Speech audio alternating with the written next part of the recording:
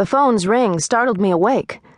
Gabe, my husband, grabbed the phone before the second ring finished. He's a police chief, so phone calls at odd hours cause him to switch instantly into command mode. "Ortiz here." He listened for about 20 seconds. "It's for you." He passed the phone over to me, then he instantly went back to sleep, another ability he'd acquired in his 20-some-odd years of being a cop. "Help me," a ratchety old voice demanded. I lay there comfortably smothered under flannel sheets and our heavy winter quilt thinking, isn't this déjà vu all over again? "What's wrong now, Dove?" I mumbled to my grandma, opening one eye to look at my bedside clock. 7 a.m. I groaned dramatically.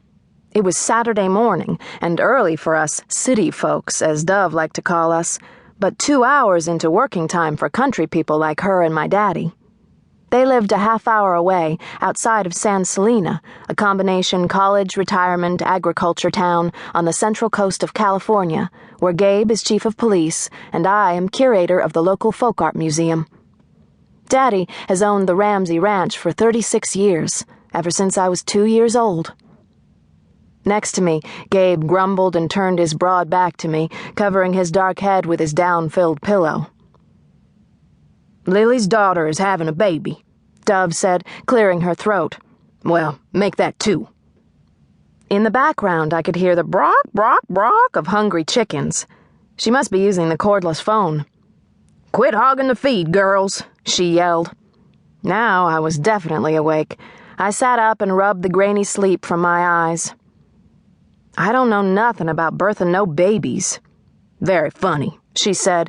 "She's having to fly back to Kentucky because her daughter sprained her ankle and can't do a thing." "Ouch," I said. "You know what that means."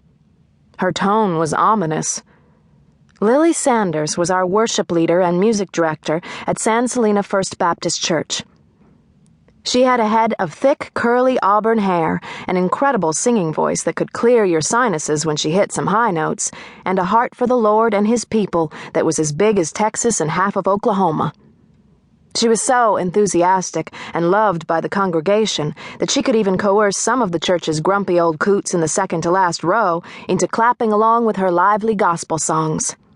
No one could say a single negative thing about her, an out-and-out miracle in the Baptist church, where gossip was too often served as the favorite side dish, along with fried chicken and buttermilk pie at the monthly potlucks.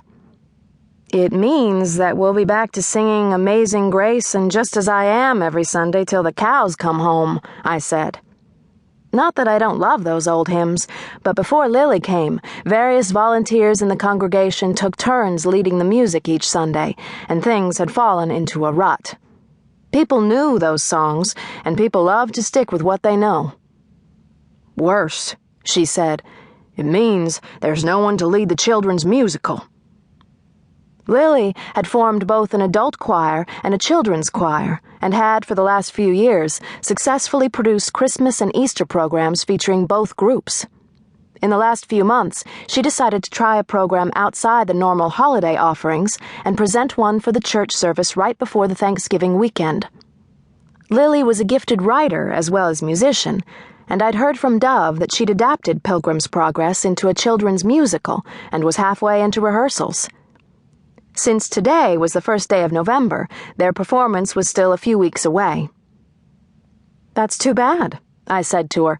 "I'm sure the kids will be disappointed, but there's always next year." I swung my legs around and climbed out of bed. That was a sign for my dog, Scout, to crawl out of his monogrammed Stuart plaid doggy bed, for which I spent way too much money. He padded over to greet me, and I stroked his milk chocolate-colored, half Labrador, half German Shepherd head. Then I leaned over the bed, kissed the tattoo of a snarling marine bulldog on my husband's smooth brown back, and tucked the quilt around him. "I'll make coffee, Chief," I told him, pulling on a pair of gray sweatpants and one of Gabe's San Selena Police Department t-shirts. From under his pillow came a mumble that sounded like a thank you. "So, why do you need my help?" I asked Dove. I started downstairs to the kitchen. "Are you going to host a surrogate baby shower for Lily's daughter?" "Eventually, but that's not where I need your help. Actually, you don't have a choice. I already volunteered you.